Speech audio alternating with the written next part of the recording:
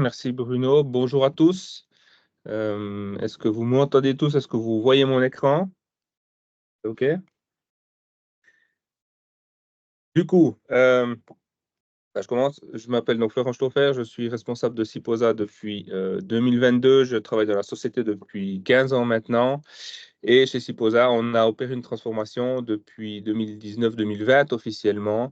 Et puis l'idée, c'est de retracer ces éléments-là aujourd'hui et de voir récemment les changements relativement importants qu'on a fait via cette transformation-là.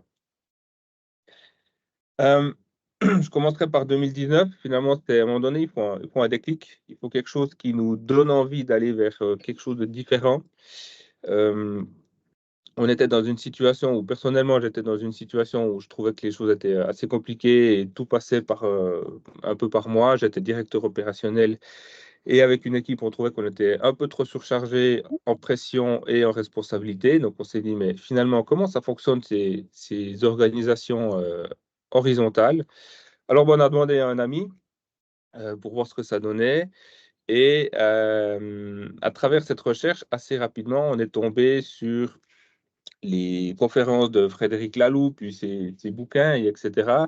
Puis ce qui était intéressant, c'est qu'au début, on se disait, ouais, OK, ces organisations horizontales, c'est bien joli, mais ça fonctionne surtout bien dans les sociétés plutôt informatiques, dans les sociétés dans le domaine de la santé, etc. Puis on a commencé à avoir des industries aussi qui fonctionnaient comme ça, à l'instar de Favi en France, par exemple. Et ça nous a donné confiance et surtout envie d'essayer, voire même pour moi, c'était une évidence, finalement, c'est vers ça qu'il fallait aller, parce que c'est dans ce genre d'entreprise que je voulais évoluer. En 2019, on a donc fait quelques essais pour tester la confiance des collaborateurs. Puis après, en 2020, on a créé ce qu'on appelle le cercle de transition qui avait pour mission déjà de se former à ce nouveau paradigme, d'organiser la suite, la transition vers le futur. Il y avait la transition de gouvernance, mais il y avait aussi la transition de management, puisque le CEO qui était en place à cette époque-là partait en retraite en 2022 et il fallait aussi l'organiser. Ça nous a permis également de poser les fondements culturels qui permettent et qui encouragent les gens à communiquer ouvertement, se dire les choses, ne plus passer par la voie hiérarchique, on monte, on redescend, on passe par le chef qui va dire à l'autre chef, etc. Et puis vraiment proposer une version 2.0 de ce qu'on voulait faire, orientée plutôt sur une gouvernance distribuée. Et un élément aussi important, c'était dans ce genre de démarche-là, il faut que ce soit soutenu par la direction. Alors, c'est nous qui avons initié cette démarche, donc là, on était bon, mais il faut surtout que ce soit soutenu aussi par le conseil d'administration, parce qu'il peut y avoir un certain lâcher-prise sur le pouvoir, ou en tout cas moins de contrôle que ce qu'on peut avoir l'habitude. Et il a fallu aller chercher cette confirmation formelle qu'on a obtenue justement en 2020, quand on avait déjà travaillé un bout et on avait déjà fait une proposition avec ce groupe de travail. Un des éléments que j'aime bien mettre en avant, c'est, bon, alors, comme tout le monde, on a mis en place drastiquement le télétravail en 2020 avec le Covid. On, on le pratiquait déjà un petit peu avant, mais pas beaucoup. Puis je dirais, depuis ce moment-là, on a mis en place la règle, la bonne personne au bon endroit au bon moment. Et puis cette règle, pour moi, je la trouve intéressante parce qu'elle est super simple à se rappeler. Elle fait partie enfin, il faut qu'on y mette un certain bon sens. Par contre, elle permet à tout le monde de dire, OK, moi j'ai trouvé que la semaine passée, tu étais home office, c'était peut-être pas le bon endroit ou c'était peut-être pas le bon moment. Et ça permet aux gens de se dire les choses sans pour autant avoir une règle qui est plus stricte en disant c'est un jour par semaine, 2 jours par semaine, etc. Et depuis qu'on laisse faire sur cette manière-là, il y a eu de temps en temps quelques petites frictions, mais elles se sont lissées, notamment avec quelques bonnes pratiques qui ont été mises en place. Mais pour moi, c'est plutôt significatif de dire, on met une règle simple, on s'en rappelle simplement, facilement, et puis on peut la respecter du coup très facilement. Il y en a évidemment d'autres, c'était juste celle-là pour exemple. En 2021, l'idée c'était de faire vivre cette organisation qu'on avait qu'on avait dessinée, qu'on avait proposée. Et puis notamment, c'est une organisation en cercle et en rôle. Donc là, on voit l'organigramme sur la partie gauche de l'écran. où ben, il y a des cercles qui ont une certaine mission, une raison d'être. À l'intérieur, il y a des rôles. Il y a des rôles qui peuvent avoir un certain rôle au niveau structurel pour faire de la planification, pour gestion des collaborateurs, pour la partie finance, pour la partie coordination également. Euh, et ce qui est important aussi dans ce genre de choses, donc, dans ce type d'organisation, c'est qu'on ait une transparence de l'information qui soit la plus ouverte possible. Ce qui fait que depuis là, on a commencé, on avait déjà mis en place à travers le Covid, mais on a pu employer la plateforme Office Teams de manière plus générale, où chaque équipe a un canal, c'est ouvert à tout le monde pouvait voir les communications qui s'y passaient et avait accès aux données finalement de tout le monde. Les seules données qu'on ne laissait pas en libre accès, c'est celles qui sont liées aux collaborateurs, donc des données personnelles, et les données qui sont liées au salaire. Euh, on a beaucoup exercé dans ces débuts-là les décisions par consentement. Donc, on était très centré sur le nous. Et quand on était une quarantaine de personnes, ça fonctionnait bien. On connaissait tout le monde de manière très proche. Et quand il fallait prendre une décision, on arrivait assez bien à la faire. Mais peut-être qu'on a poussé un petit peu trop loin cette notion-là, parce qu'à un moment donné, on s'est retrouvé un petit peu bloqué par ça en disant, mais j'ai une décision à prendre, mais je ne sais plus comment la prendre. Néanmoins, ça nous a permis de plutôt mettre l'accent sur le collectif. Alors, une fois que ça s'était en place, il a fallu tester le système. Tester le système, ben, pour moi, qui devais passer de directeur opérationnel à CEO de Siposa, ça a été de partir en voyage pendant 6-7 mois, euh, de devenir inutile. Et en devenant inutile, ben, ça permettait de voir comment le système il tenait avec son architecte quelque part qui était de l'autre côté de l'Europe. 2022, je suis donc rentré, on a fait le changement de CEO, on était une quarantaine de personnes à cette époque, on est aujourd'hui 80, donc entre les deux, la forte croissance, on l'a vécu et on la vit encore aujourd'hui. Mais 2022, c'est déjà spécial en commençant parce qu'on a eu deux phénomènes inattendus. Le premier, ben, c'est la guerre, où personnellement, je l'ai très mal senti au moment donné, en me disant, mais je prends la responsabilité d'une société dans une période où il y a la guerre aux portes de notre frontière, pratiquement. Finalement, on sait qu'il n'y a pas eu beaucoup d'impact pour l'instant, en tout cas pour la Suisse, malheureusement beaucoup pour eux. Et puis le deuxième impact, le deuxième phénomène un petit peu inattendu, c'était la croissance au niveau de l'horlogerie. On est une société où on dépend de l'horlogerie, on est sous-traitant de l'horlogerie si on veut bien. Et cette croissance a fait que les clients nous ont beaucoup sollicités et puis on a répondu majoritairement favorablement, ce qui fait que on a dû beaucoup engager. Donc, on a engagé 40 personnes en 2 ans maintenant.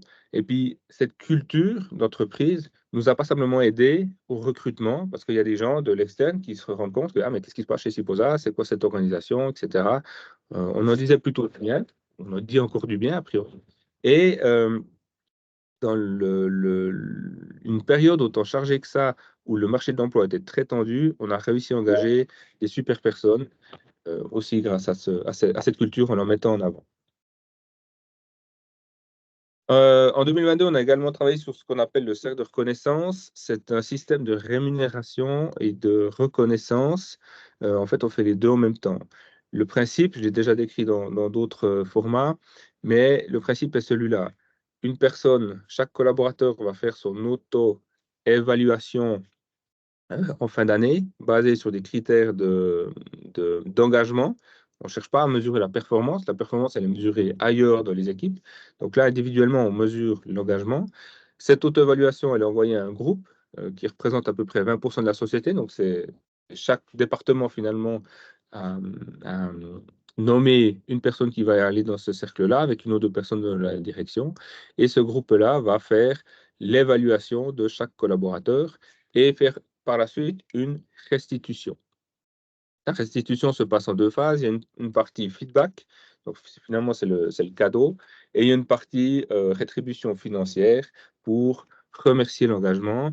À travers ce processus-là, on a mis en place le fait qu'on Siposa distribue 20% de ses bénéfices aux collaborateurs, ce qui fait que quand il y a des bonnes années, tout le monde peut en profiter. Quand il y a des moins bonnes années, ben, on est tous à la même également.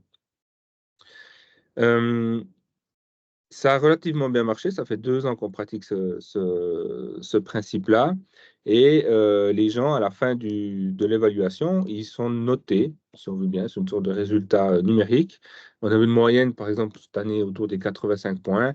Les plus hauts étaient presque à 100 et les plus bas étaient plutôt autour des 65. Donc, il y a quand même une différence assez importante à travers ça et ça permet vraiment de marquer les points d'amélioration qu'on attend de cette personne, non pas par un supérieur, mais plutôt par un groupe de personnes représentatives qui dit, voilà, le groupe aimerait que tu améliores ces points.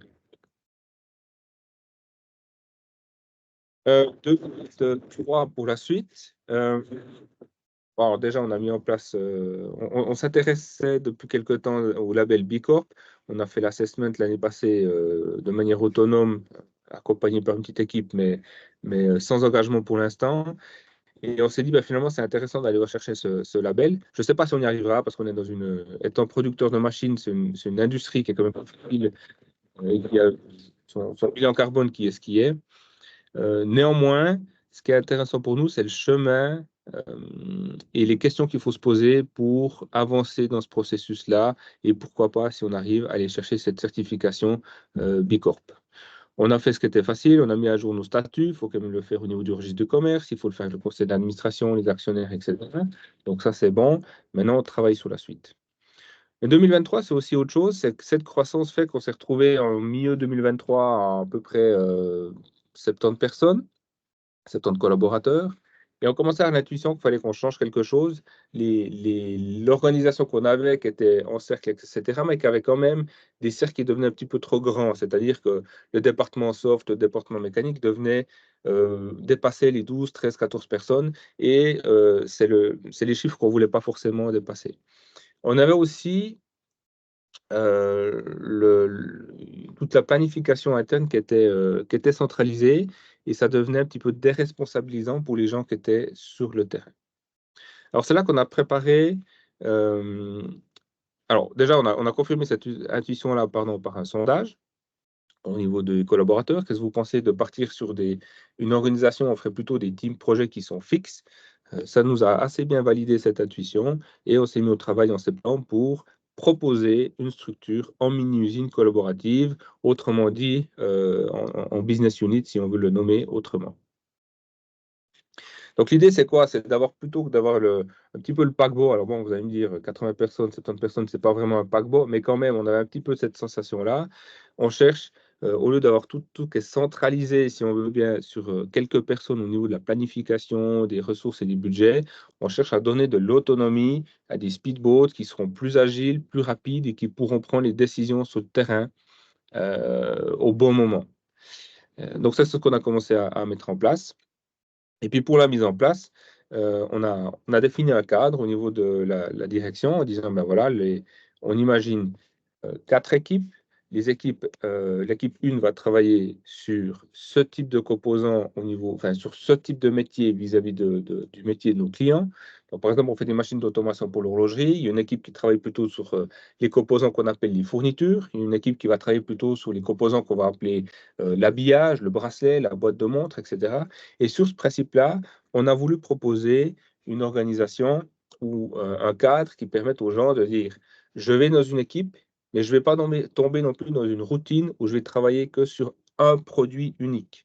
On travaille sur un métier client, il peut y avoir des machines standards, il peut y avoir des machines spéciales, il peut y avoir des projets stratégiques, etc.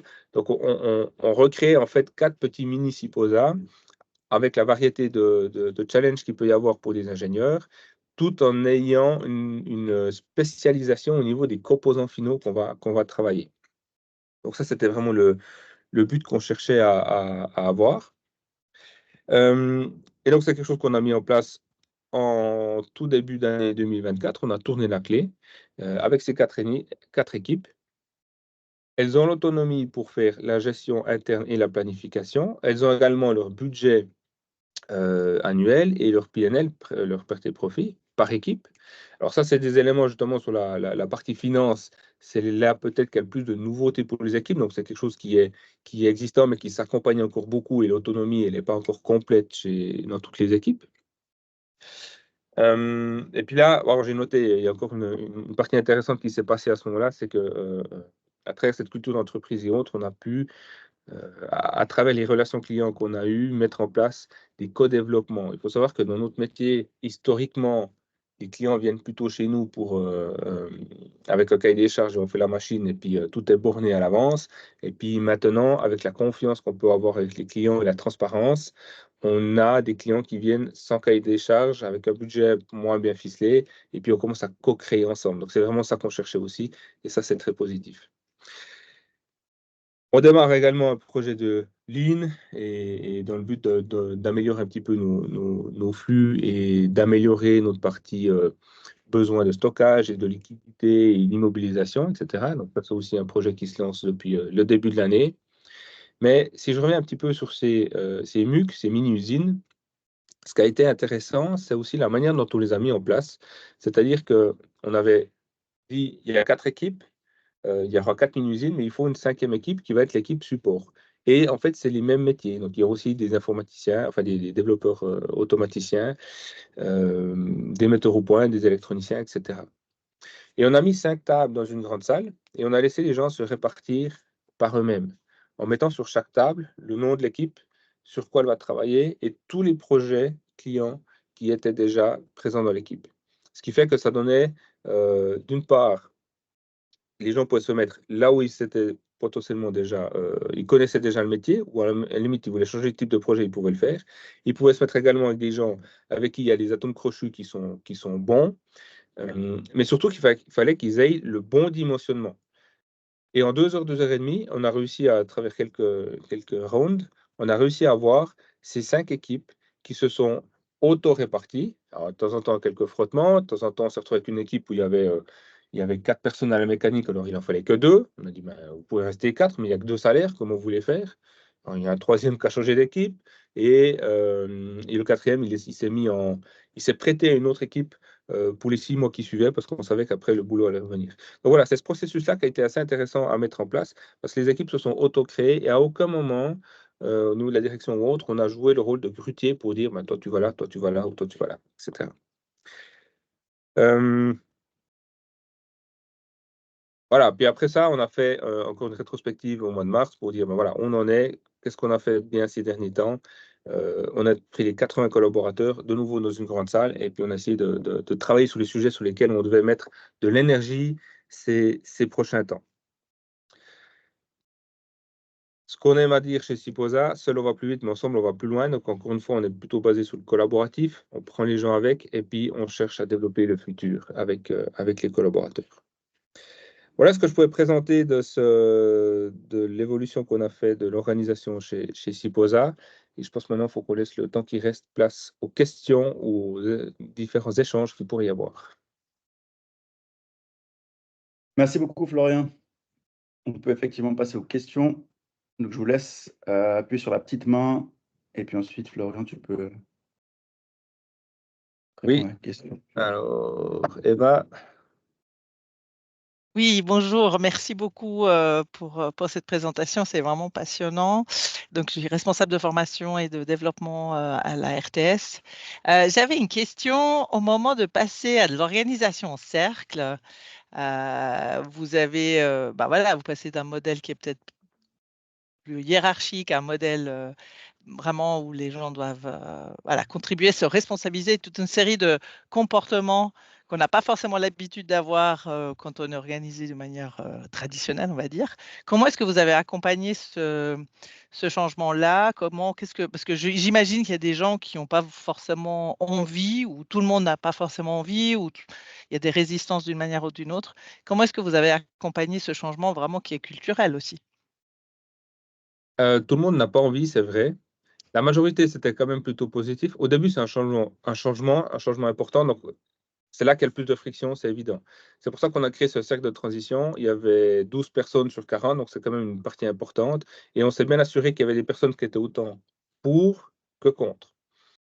Alors, il y a des contre qui sont toujours contre, mais qui sont toujours là après 4 ans. Donc, on trouve quand même le moyen un peu de fonctionner. Et puis, il faut former, il faut expérimenter. Et dans l'aspect formation, c'était par petits groupes. Et puis, c'était plutôt sous forme un peu de jeu de rôle, comment on prend des décisions par consentement, comment on s'écoute les uns les autres. On a fait des formations sur le feedback, on a fait des formations un petit peu de ce type-là, un petit peu différentes que ce qu'on peut imaginer d'habitude. Et puis, surtout, il faut prendre avec, former, puis écouter. Puis après, on essaye, alors des fois, c'est un petit peu plus difficile, surtout quand on vient un plus grand nombre, on essaye quand même que tout le monde trouve un peu sa place, pour autant que ça corresponde à l'esprit de cette culture-là. Puis à un moment donné, bah, si vraiment il y en a pour qui ça peut ne pas du tout fonctionner, puis il y en a pour qui vont potentiellement quitter la société parce que ça leur convient pas. Il faut être prêt à ça aussi. C'est pas inquiétant parce qu'il y a tellement de belles choses à faire avec ça que, ma foi, de temps en temps, ça marche pas et il faut accepter ça. Merci. C'est évident que, peut-être pour compléter, si les gens cherchent toujours la stabilité, il faut toujours imaginer que la vie, c'est le changement, et puis on avance parce qu'on est en déséquilibre, puis on met un pied devant l'autre. Donc, voilà. J'ai de la peine à dire dans quel ordre sont les questions. Je vois que chez Thierry, l'un des questions, une main levée. Oui, bonjour, Thierry Linder, Société Uditis. Bonjour Florian. Il y a beaucoup de similitudes dans ce qu'on vit aujourd'hui par rapport à ce que vous avez décrit. Et puis, je vois que vous êtes passé en mode mini-usine. Nous, on y réfléchit. Comment est-ce que vous gérez la problématique de la connaissance ou de l'uniformité? Parce que vous passez d'un paquebot à un certain type de... Vous voulez plus vite de flottille, mais comment est-ce que vous assurez que finalement chaque bateau va bien plus vite? Ça, je peux vous le garantir, ça marche bien. Mais comment est-ce que vous garantissez qu'il aille toujours qu'il prenne toujours le même cap, en fait? Comment est-ce que vous faites en sorte que chaque mini-usine fasse bien du SIPOSA et que la mini-usine 1 puisse faire, entre guillemets, partager ses expériences avec la mini-usine 2. Je ne sais pas si c'est clair ce que je veux dire. Ouais, alors, je sais d'y répondre, puis si jamais vous me direz. Alors, bah, déjà, il y a un team support qui s'est mis transverse, qui permet de mettre en place des méthodes de travail et de les partager surtout avec les autres. Au début, c'était assez libre, chacun a mis un petit peu son rituel en place, puis après, on a dit, bon, ben, ça c'est bien là, ça c'est bien là, et puis on essaie d'uniformiser. Chaque équipe aujourd'hui est encore suivie par une des personnes du comité de pilotage. Ça fait 6 mois qu'on a tourné la clé sous forme de coach. Et pas là Ok. on n'est pas là pour prendre des décisions à leur place, mais en tout cas pour aider à prendre les décisions, enfin, s'assurer qu'on ne parte vraiment pas dans une mauvaise direction. Et puis, des éléments qui là, on pense qu'on a trouvé la solution. C'est le prochain élément qu'on va mettre en place. C'est que des gens qui étaient dans les départements, qui avaient une certaine expertise et qui sont là depuis longtemps, puisque la moitié de la société a moins de 2 ans, se retrouvent maintenant un petit peu dilués partout, et on va mettre en place plutôt la notion d'expert au niveau de l'entreprise pour dire, ben voilà, en fonction des décisions qu'il faut prendre, surtout techniques, il faut aller consulter ces experts. Mais ça, c'est un sujet que vous connaissez bien parce qu'on s'inspire un peu de ce que vous faites chez Uditis pour mettre en place ça, et c'est la prochaine étape qui est en train de se mettre en route. Je vois qu'on a les mêmes préoccupations, merci. Absolument. Jean-Noël. Merci. Jean-Noël de Caritas Jura.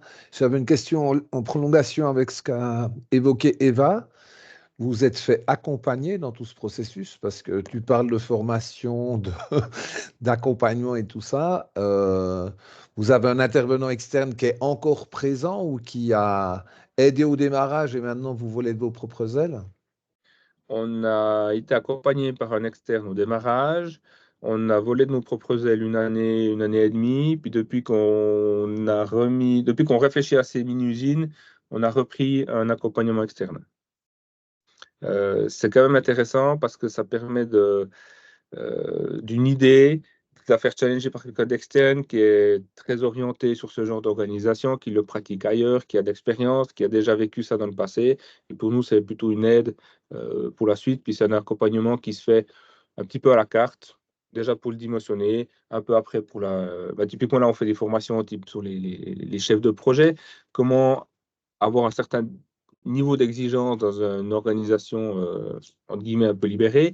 Comment on fait pour marier les deux? Il faut changer un petit peu les codes, il faut changer un petit peu les méthodes de faire. Donc oui, on se fait accompagner pour ça. Puis vraiment, il ne faut pas hésiter à le faire. Trop souvent, on a tendance à vouloir le faire par nous-mêmes, et ça demande beaucoup de temps. Il faut se former déjà nous, il faut pouvoir retransmettre, et ça demande beaucoup de temps. Donc je pense que je recommande plutôt l'accompagnement externe autant que possible. Ok, merci. J'avais une deuxième question en lien avec le cercle de reconnaissance. Il va descendre au niveau des mini-usines collaboratives maintenant. Je ne sais pas encore. Ok. Alors, on va certainement faire quelque chose de différent, mais c'est quelque chose qu'on fait en fin d'année, donc il nous reste encore 5 mois pour bien y réfléchir. Ok, merci. Ouais. Stéphane, ciao, tu as une question. Et juste pas ton micro. Voilà, pardon. Bonjour tout le monde. Salut Florian. Déjà, ça fait plaisir de te revoir et félicitations pour le job que tu as réalisé. Moi, j'avais une question. C'est aussi lié à l'accompagnement. Est-ce que tu peux dire avec qui tu t'es fait accompagner ou tu veux garder ça? On a travaillé dans un premier temps avec Paradigme 21. Paradigme. Ouais, 21 à Neuchâtel, Marc Matisse, qui est aussi membre de la Fab Lab. Puis maintenant, on travaille avec We Reinvent, W1 Ok. Reinvent. Ouais. Ouais, ok. Et puis une deuxième question, est-ce que tu penses que cette structure d'entreprise, elle a une limite de par sa taille? Dès qu'une entreprise est trop grande, ça commence à devenir trop compliqué. Mon avis, c'est que non, il n'y a pas de limite, mais mon avis vient du fait qu'en lisant le livre de Frédéric Laloux, par exemple, il montre des exemples où il y a des groupes internationaux de 40 000 personnes qui fonctionnent très bien comme ça. Les limites, ce n'est pas la taille, les limites, c'est plutôt le mindset des dirigeants, je pense. Est-ce qu'on a envie ou pas? Ouais. Ok, Parce merci. que il faut. Quelqu'un m'a donné une belle image il n'y a pas longtemps. Le pouvoir, c'est un petit peu comme l'anneau dans Le Seigneur des Anneaux. Celui qui le passe au doigt, ben, on voit ce qui peut y arriver. Donc, il faut garder l'anneau autour du cou. Et puis, l'anneau de pouvoir, on l'a. Il ne faut pas renoncer au pilotage. Il faut garder cette notion de pilotage, mais il faut renoncer un peu au pouvoir sur les personnes, en fait. Et ce lâcher-prise-là, il n'est pas toujours évident. Parce que la notion de pilotage, elle est vraiment complètement dans les micro-usines, dans les équipes où tu gardes quand même la partie pilotage, arbitrage, priorité et autres. Normalement, plutôt dans les mini-usines. Puis c'est vrai qu'à de ces temps, on a quand même pas mal de boulot. Donc, on aide les mini-usines à mettre l'énergie au bon endroit et puis à mettre un peu les priorités. Ouais, ouais. Le but, c'est ce soit plutôt une situation qui dure 3-4 mois, puis qu'après, elles aient cette autonomie-là et qu'elles la reprennent. Ouais. Merci. Cédric. Cédric Rosset de chez Uditis, bonjour à tous. Merci Flo pour la présentation et puis bravo pour le parcours, c'est top. J'avais une question sur la restructuration en mini-usines et puis en vos 4 mini-SIPOSA finalement. Quel impact ça a sur la reconnaissance des gens, voire leur rémunération? Est-ce que c'est toujours cette clé de répartition de 20%? C'est 20% de leurs bénéfices à eux ou pas? Et comment fonctionne la reconnaissance dans ces mini-usines finalement? Alors, c'est ce que je disais avant, on n'a encore pas forcément toutes les réponses là-dessus. Moi, j'aime bien dire qu'on tire tous à la même corde. Et donc, on n'a qu'une seule corde et on répartit selon une clé. Ça a peut-être aussi ses limites, donc il faut qu'on se pose les questions là-dessus, au niveau de la reconnaissance. Après, le risque, c'est que si les mini-usines peuvent aussi, entre guillemets, choisir les projets qu'elles prennent, c'est qu'elles se désintéressent des projets qui sont moins rentables ou trop risqués ou ce genre de choses-là. Faut faire attention faudra faire attention à ça. C'est un petit peu ça que je me méfie. Là, les critères de reconnaissance, c'est vraiment de l'engagement. C'est pas de la performance. La performance, elle nous donne la quantité d'argent à distribuer finalement. Et puis si on travaille tous bien, ben, il y en a plus. Puis si on travaille tous moins bien, il y en a moins. Peut-être qu'on a une taille où ça ne va pas plaire à tout le monde, donc il faudra qu'on regarde comment on peut améliorer ça avec le groupe. Mais ce n'est pas quelque chose qu'on a pris pour l'instant. Merci. Merci beaucoup, Florian. On arrive au bout du temps à disposition. Je vais juste vous parler de la suite des événements de la Fabrique de l'Agilité à venir. Je partage mon écran vite fait. Hop. Donc, pour le prochain speed dating de l'agilité, ça sera avec les SIG, ça sera le 25 juin. Et puis aussi, on voulait vous annoncer l'ouverture des inscriptions pour la conférence 2024, en sachant que la conférence 2023 avait été très prisée. On avait eu beaucoup de gens qui n'avaient pas pu participer parce que les inscriptions avaient été clôturées assez rapidement. Donc, vous pouvez déjà vous inscrire. On va vous envoyer un code promotionnel de 100 francs pour les membres de la Fabrique de l'Agilité. Et puis, l'événement s'appelle l'Agilité organisationnelle nouveau bullshit managérial et ça aura lieu le 12 septembre 2024. Je pense que vous voyez la référence à laquelle on fait dans ce titre. Je vous souhaite à tous une très belle semaine et puis au plaisir de vous rencontrer très prochainement pour un autre événement de la Fabrique de l'Agilité. Merci encore Florian. Merci à vous. Bon appétit. Merci tout plein, belle journée. Au revoir. Merci beaucoup, revoir. bonne journée. Belle journée.